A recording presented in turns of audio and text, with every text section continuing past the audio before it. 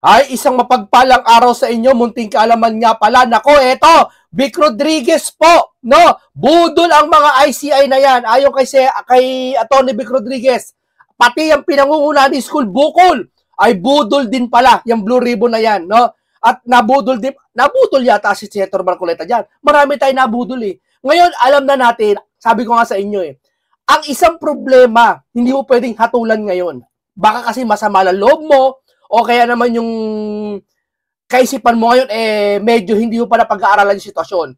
Yung pala, pag lumilipas yung mga panahon, doon natin na-realize na kung sino tama't mali. Ngayon, nakikita na natin, kita na natin talaga ating mga mata, pati ating mga pandinig, na kung sino talaga ang gumagawa ng kalokohan.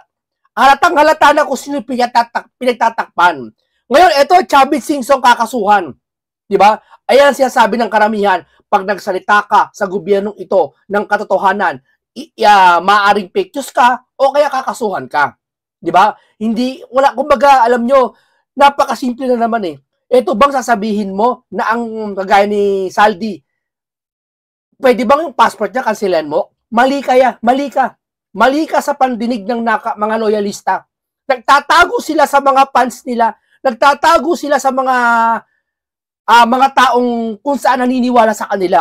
Sana naman, ang payo ko sa mga naniniwala sa kanila, dyan sa mga yan, okay lang, sana maniwala kayo kay BBM, maniwala kayo, doon lang sa tao na yon. Pero, yung taong pinagkakatiwalaan ni BBM, halimbawa, kagaya ni Tambaluslos, kitang-kita naman po yung ebidensya, tinuturo na, kinakampihan nyo pa rin Tambaluslos kasi si BBM, kakampi nyo. Huwag ganun. Ako hindi ako DDS. Pero pag si Duterte nagkamali, yung kaalyado niya nagkamali, tapong ko yung kaalyado niya. Wala akong pakialam sa kaalyado niya. Di ba? Kung si Duterte nagkamali, sige, i-justify ko kasi alang-alang. Hindi ako plastic eh. Alam ba si Duterte, may talagang gusto kong Tatay Digo. Pag nagkamali, sasama loob ko sa kanya. Pero di ko mo siya tatakwil. Pero yung kaalyado niya magkamali, tatakwil ko. Samantalang itong mga loyalista na to, nagkamali na yung mga kaalyado ng BBM nila, ay talagang takip kaya sila. Wala silang pakialam. No? Ngayon, si Chavit Singson po nadidiin sa ganitong kaso. Tila yata sabi, iimbestiga ng ombudsman. No? Ito, mas maganda po, basahin mo natin itong, ayan, breaking news. Chavit Singson inireklamo sa ombudsman sa umano'y bentahan ng lupain ng gobyerno. Ayan na, dati wala naman ito eh. Naglabasan na. Ang hirap kasi sa mga to, pag kinalaban mo lalo yung palengkera ng Malacanang spokesperson, gusto nila tumabla. Halimbawa, pag sinabi mo, asan yung flood control ng Ilocos Norte? Bakit yung Mindanao? Meron din naman Bakit? Nakikipagkompetensya ba? Hindi to kompetensyahan. Kasuhan mo yung side niya, kakasuhan din yung side mo. Sisilipin mo yung side ko, silipin ko rin yung side mo. Hindi yung magbabatuhan eh. Nakakuha nyo mga kaibigan. Ito, si Chavit Singson naglabas nakaraan ng ebidensya ng allegedly flood control ng Ilocos Norte. Tapos biglang lumabas ito. Para bang, teka muna, kung kakasuhan mo kami, may kaso ka rin. Di ba? Sabi ko parang bata. Ay, dapat pinalo mo si Brian. Dapat, pinalo mo ako, paluin mo rin si Brian. Di ba parang ganun? Gusto nila tumabla. Sa gitna ng matinding revelasyon at panawagan ni dating Ilocos Sur, Governor Luis Chavit Singson, na imbestigahan ng umano'y malawakang korupsyon sa ilalim ng Administrasyong Marcos Jr. Siya mismo ngayon ang humaharap sa reklamong Office of the Ombudsman. Yung mga uto-utong loyalista dyan, sabihin, Chavit pala eh.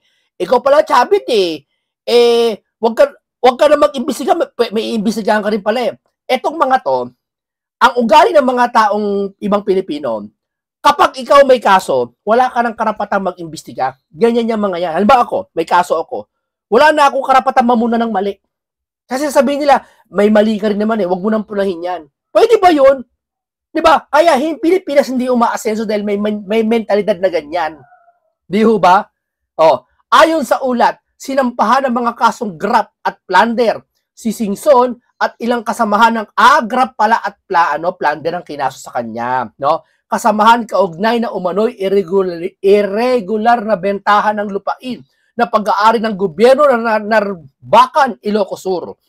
Ang reklamong ito ay dumating ilang araw lamang matapos siyang manawagan ng Independent Commission Infrastructure, ICI, na imbestigahan ng flood control project sa Ilocos Norte na tinutukoy nila bilang baluarte mismo ng Pangulo. Kita mo mga kababayan, halata naman Tinumbok si Tambaluslos. Uulitin na naman natin ba? Tinumbok si Tambaluslos. Anong ginawa? Marcoleta pinagbintangan, protekton daw ni Diskaya. Tapos tinumbok ulit si Tambaluslos. Anong sabi? Tinanggal si Marcoleta sa Blue Ribbon Committee. O tapos tinumbok na naman si Tambaluslos. Pinagbintangan si Gutesa, dito totoo. Tinumbok na naman si Tambaluslos. Chis Escudero diin. Tinumbok na naman si Tambaluslos. Mga senador na diin. Tapos ang nandito, pag tinumbok mo na naman Ilocos Norte, eto na, kakasuhan ka na. Subukan mo magtumbok ulit, di ba? O, Bongo, kakasuhan naman. O, di ba, sino bang politiko nito na walang kasalanan? Ba, Manny Pacquiao? Kasi sino ba yung mga talagang hindi talaga? Aba, Marcoleta.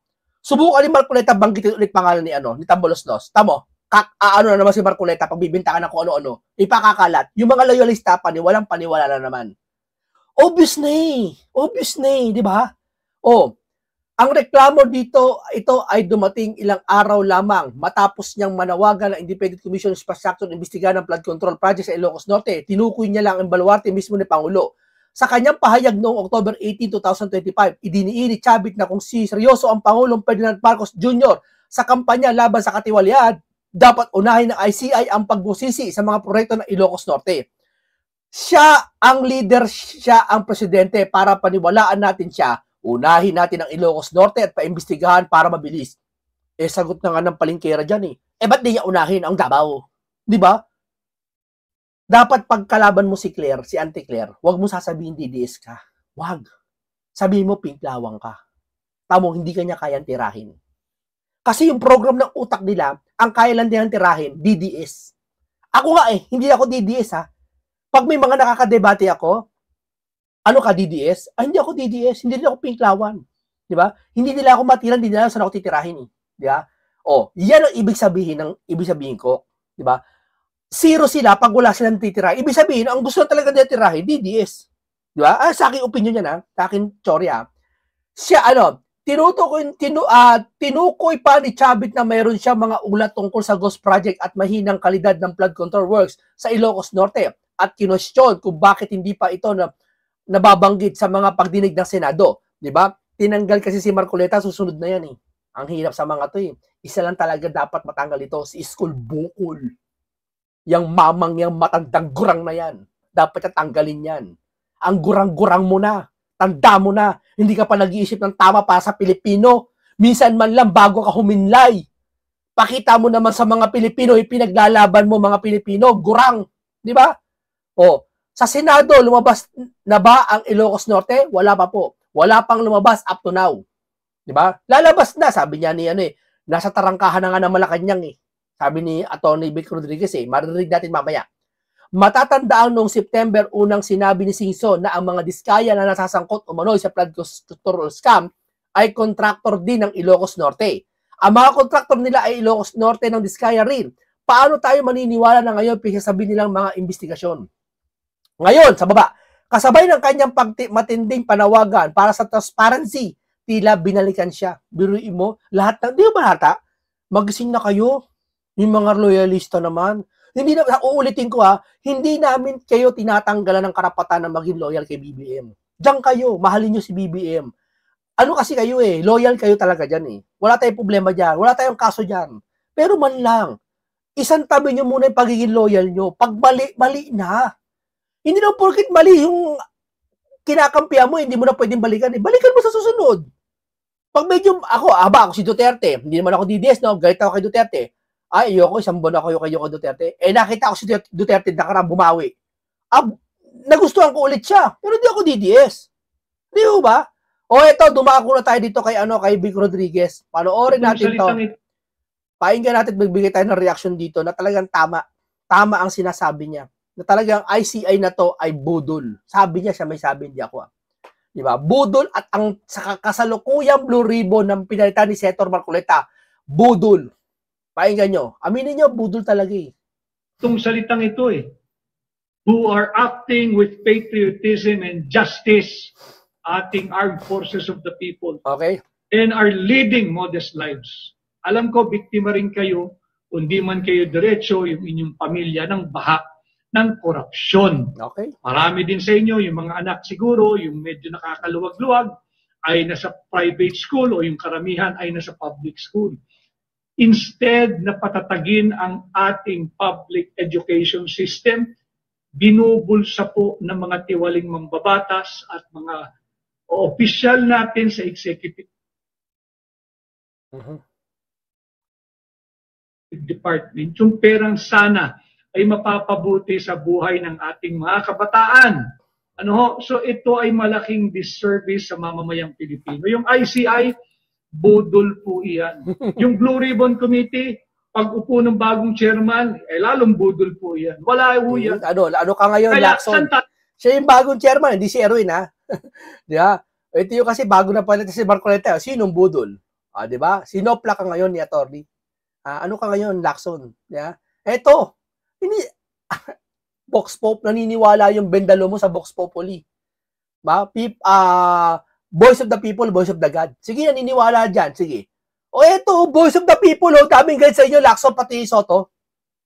Ha? Takbo ang sambayan ng Pilipino. Mabuti na lamang, meron pong social media na hindi po basta-basta kayang kontrolin.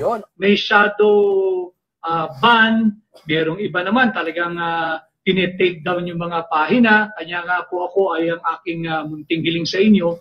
Sana po ay patuloy kayong mag-react, mag-comment, mag-share at mag-follow sa aking pahina upang higit pong lumawak yung ating social media platform. Sa YouTube ho, mag-like, share, subscribe, mag-react po kayo, mag-comment po kayo. And of course, sa TikTok page po natin, patuloy po kayong mag-like at mag-follow.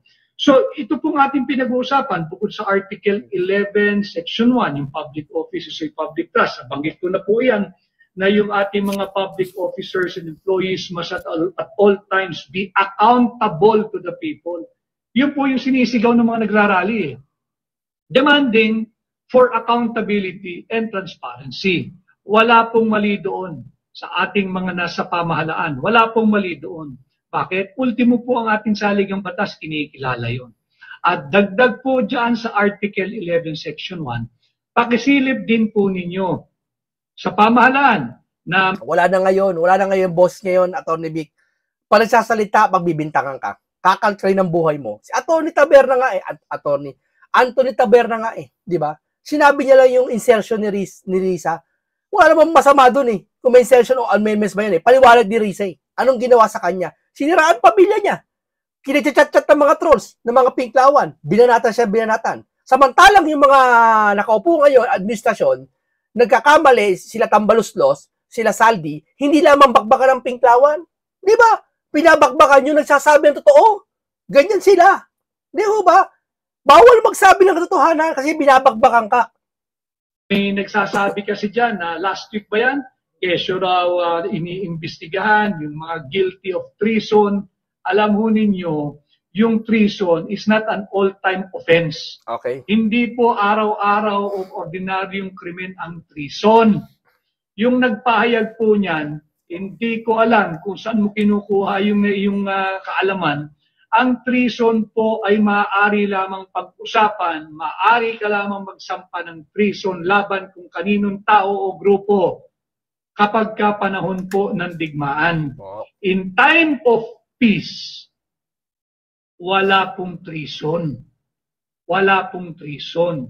At yan nga ho, yung nagpapahayag po ng saloobin, tingnan po ninyo yung Article 13, Section 16 of our Constitution. Mahalaga po yun Yung ibinanggit ko nung una, of course, all-encompassing is Article 3, Section 4, yung ating pong karapatang magpahayag at karapatang magtipon-tipon kahit pa sa pampublikong lugar upang ipahayag ang ating disgusto, hinaing, sama ng loob sa pang-aabuso, pagnanakaw, kurakot, korupsyon at pagmamalabis ng gobyerno. Article 3, Section 4 po yan. Yung binanggit kong public office is a public trust, Article 11, Section 1. Dagdag po ninyo yung Article 13, Section 16. Mahalaga po ito. Sapagkat yung ginagawa po ng ICI, yung ginagawa ng ICI at yung ginagawa po ng Blue Ribbon Committee na talagang tinitigil na at ipipigil na yung pagdinig, yan po ay paglabag sa ating karapatan. Sa anong karapatan? Ano? Tingnan po ninyo yung Article 13, Section 16. Ano po ang sinasabi nun? Kinikilala po rin, ang sabi po ron, the rights of the people and their organization. Yun. Malinaw po yun, ha? Malinaw. Ang karapatan po ng bawat mamamayang Pilipino. Hindi maiintindihan niya ng mga sampalataya doon sa mga loyalista. Hindi siya intindihan yan. Sila kasi, ang dami ko nakakalaban yan sa social media, nakakasagutan ko sa social media. Mali na sila pinaglalaban pa. Ganyan po yung mga yan. Pag sinabi mo, ayan, yung administrasyon na yan, mali. Tama ba na hindi ipatawag yung mga pinangalanan? Di ba dapat ang tama ipapatawag yung mga pinangalanan, o tatawagin kayo. Wala nang masama eh. Ipaglalaban pa nila bakit anya ipapatawag? O hindi patawag mo si Duterte mo. Di ba? Gusto tumabla. Ganyan eh. Ganyan ang gaya ng spokesperson din eh. Di ba? Pag may sinabi nga mapupukul sila, pupukulin ka rin niya. Di ba? Laging ganun. Pero yung tanong, hindi na masagot. Alam ba, magtanong ka kay Castro, magtanong ka, Madam Claire, tanong ko lang po sa'yo. Si Saldi po ba, ayon sa Pangulo, pwede ba siya mismo magpauwi na doon? Bakit papauwiin? Bakit? Yung Sara mo ba, na mapapababa sa pwesto yun? Naglustay din yun Ganun ang sagot. Halimbawa lang hindi niya sinabi yun pero ganun ang mga sagutan. Na kapag meron ka sinabing laban sa na kasiraan nila, sasabihin din yung kasiraan mo. Meaning, hindi nasagot yung tanong mo. Kung kaya ba o hindi. Huwag mo akong batuhin. Sagutin mo tanong ko, kaya bang pauwiin si Saldi o hindi? Ang sasagot ng mga loyalista rin, kagaya ng kay Claire, bakit? Bago ko sagutin yan, otopagin nyo muna si Cheese nyo, si Marcoleta nyo, kinakampihan ng Diskaya. Wala akong pakialam kay Marcoleta kung kinakampihan si Diskaya o kay Cheese. Basta sagutin nyo tanong ko. Yun ang pakalinaw. Hindi na sasagutin yan. Lagi ka nilang pupukulin. Yan sila. Napapansin nyo mga kababayan? Yun ang ginagawa nila. Hindi lang po natigil doon eh. And pati na, ang kanyang mga organisasyon, ang kanyang mga association na kinakaaniban, the right, hindi po pribilehiyo, the right of the people and their organization to an effective and reasonable means to participate at all. Gano'n talaga pag masakit, may sipon ako, sumasakit yung ko, yung mukha ko, parang kaya ginaganon ko siya. Pag may sipon ako, parang yung sinus, naapektuhan ng galikod. Lahat po ng antas, lahat ng baitang ng social, economic, and political decision-making shall not be abridged. Yun. Hindi po pwedeng busalan, hindi pwedeng tigilin, hindi pwedeng pigilan, hindi pwedeng ipagkait. Tingnan po ninyo yun. At yun nga po ang ating layunin. Mahirap naman na alam naman natin na ang direksyon po ng overheat na po, umuusok na yung PR machine o propaganda machine ng gobyerno. Kaya po tayo ay nag-direktang ugnayan sa inyo ngayong hapon, Friday, October 17, napansin ko po yung direksyon ng kanilang naratibo. They are trying very, very hard. Hard sell po talaga Obvious, nakaka-turn off. They're trying to sell that ICI is fair, that ICI is credible, that ICI is competent. Mali po yun. ICI will never be for full transparency.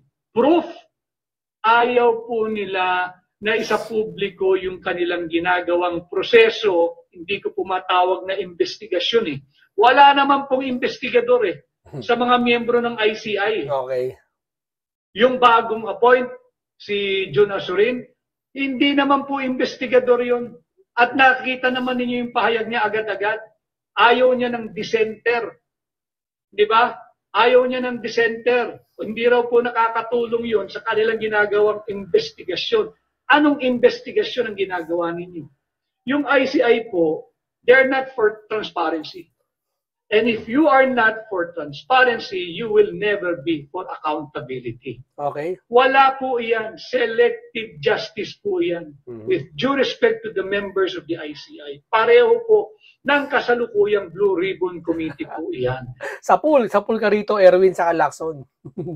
Di ba? Hindi malaman kung sino talaga chairman ngayon dun eh. Di ba? Oh, yan ba kayong mga tao? Nag-iisip tayo ng tama, di ba? Nakapag-aral naman tayo kahit konti. Hindi naman ito kailangan ng tapos ng pag-aaral eh. Kailangan dito lang din ng konting logic lang. Tama ba ito ginagawa ngayon ng kasalukuyan ngayon? Nangyayari, tama ba ito? Kayo sumagot. Huwag nyo munang batuhin na sila Vic Rodriguez. Pag sinabi nyo, ba't ikaw Vic Rodriguez, nasa DDS ka, ganyan talaga utak ng mga DDS. Ganyan sila eh. Pag binato mo sila, babatuhin ka rin nila. Sagutin nyo yung tanong. Hindi ba?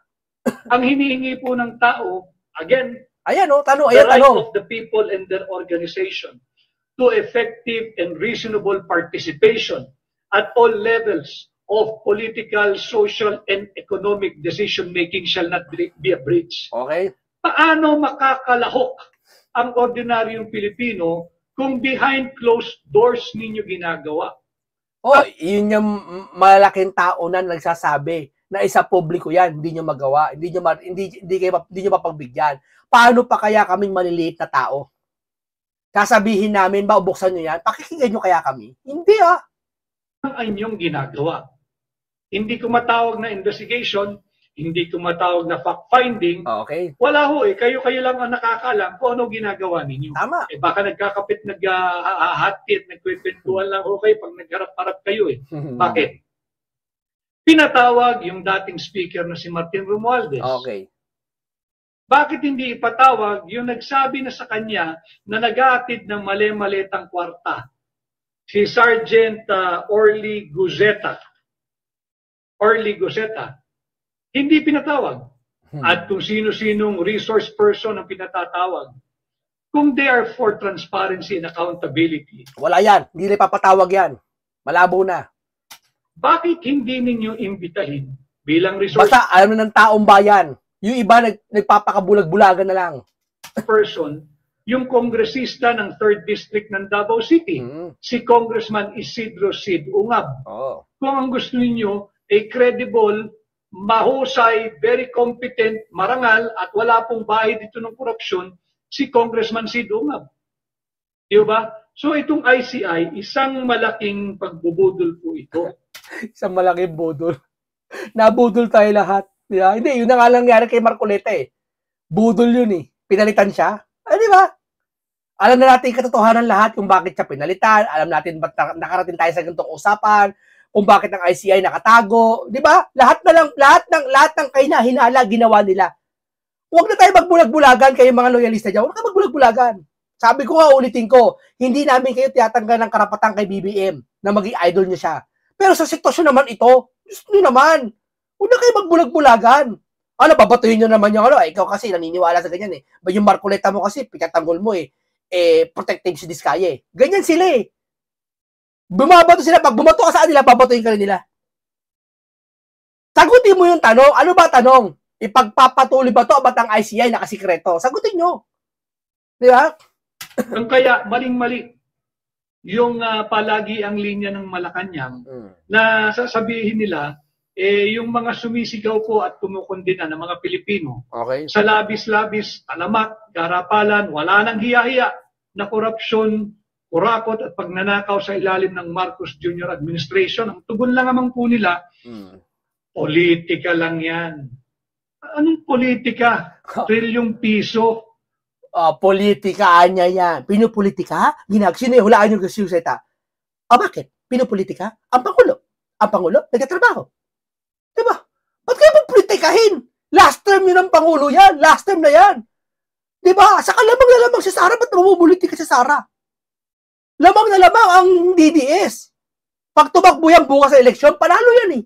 Ba't kailangan pa nila mamulitika? Kayo ang kailangan mamulitika kasi si Sara mananalo sa 2028. Galingan nyo na mga dilawan, mga pinklawa, mga loyalista, mga naniniwala pa rin na kahit andyan na ebidensya, wala pa rin kasalanan. Pinupukol yung mga nag-iimbestiga. Si Marcoleta nag-iimbestiga, pinupukol nyo. Si Laches, binibinta nyo. Si Bongo, tatrabaho na maayos, pinagaganyan nyo. Si Chavit maglalabas na ano, ididimanda. Kakasuhan. Di ba? Galing sa pondo, galing sa buwis ng po ba ng mga Pilipino kakatrabaho araw-araw, ang tagang sagot nyo lang, politika lang yan. Politika. Hindi na mo politika yan. Lamang na lamang ang sasarap mga DDS para na mo politika. Iyo, ang hinihingi ay full transparency and full accountability. And we, the Filipino people, deserve a better answer than your standard politika lang yan. May karapatan po kami magsalita sa ilalim ng ating saligang batas. Itin ko, Article 3, Section 4. Meron po kaming karapatan to expect and more so to demand that you serve us with full accountability, with utmost responsibility. Responsable ba yung pumirma ka ng illegal, invalid, immoral, unconstitutional 2025 national budget? Nako po. Labag-labag yan sa Article 11, Section 1. Wala na pong utmost responsibility, lalong walang integrity, lalong walang loyalty sa sambayan ng Pilipino, lalong walang efficiency. Bakit? Inanunsyo noong 2024, 5,500 flood control programs were already completed and implemented. Barely 2 years in office as president. Later on, na-overwhelm lang daw ng ulan at ng bagyo yung mga flood control programs. At nung pinakahuli, wala ang flood control programs at ghost projects pa lang lahat. So nasaan? Diba? Ngayon, yung pagsupil, yung pagsasabing, hindi, politika lang yan. Again, the Filipinos are demanding nothing less than full transparency. Politika, nakikita ba? Nakikita sikreto ang ICI.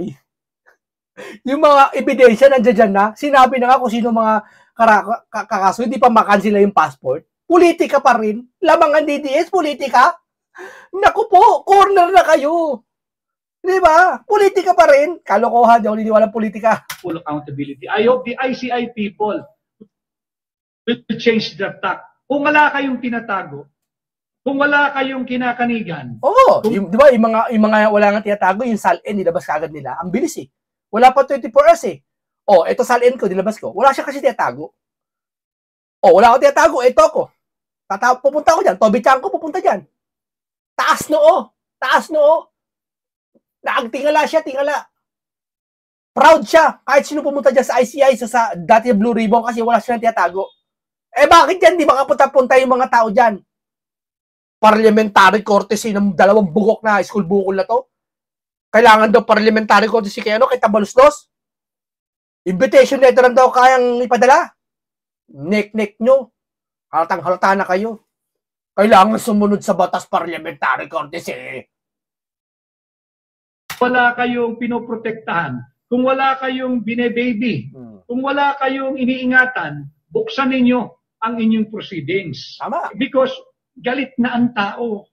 Huwag niyong lolokohin, huwag niyong bubudulin ng tao. Nabudol na nga ang tao eh. Oh, nabudol. Tapos kayo sa ICI, bubudulin niyo pa kami.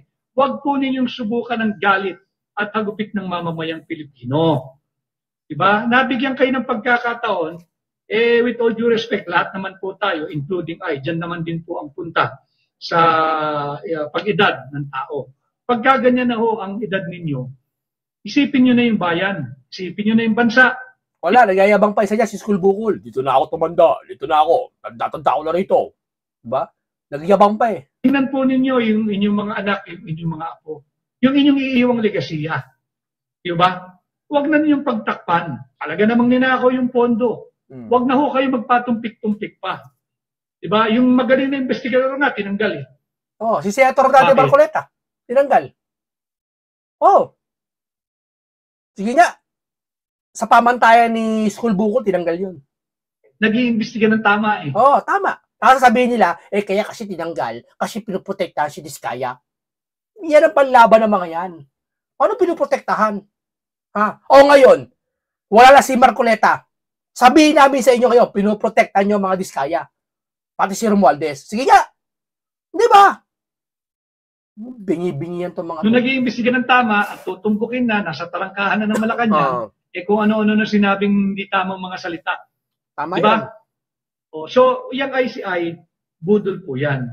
Ang pagsisilbi at pagkukubli ng ICI sa isang silyadong pintuan, sa isang sikretong proseso. Sikreto po dahil sila lang may alam eh. Tama. Diba?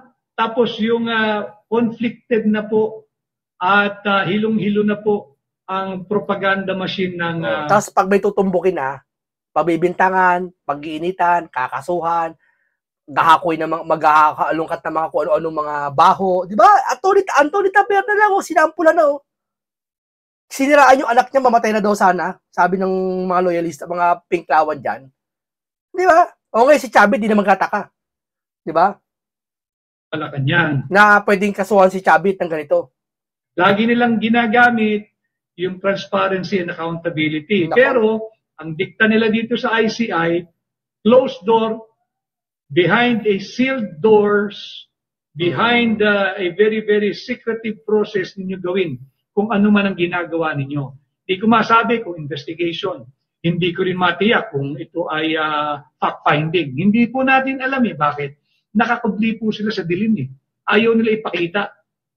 Ayaw nilang maging participative yung proseso. Tingnan nyo yung ginawa. Akala ni BBM mabubudol niya yung mamamayang Pilipino. Naglagay ng website. Di inulan ka ngayon. Yan. Meron kang daluyong ng reklamo mula sa mamamayang Pilipino. But pagka binasa niya, tiyak, yung mga impormasyong pumasok sa kanyang website, lead na po iyan Bakit ayaw natin ng information? Hindi ba, uulitin ko, Article 13, Section 16, ang linaw po niyan. Okay. The right of the people and the organization to a reasonable and effective participation at all levels of social, political, and economic decision-making shall not be abridged. Yan na nga lamang po yung paparaan para po ay makasali at madinig ang ordinaryong Juan de la Cruz. Sinupil pa ninyo.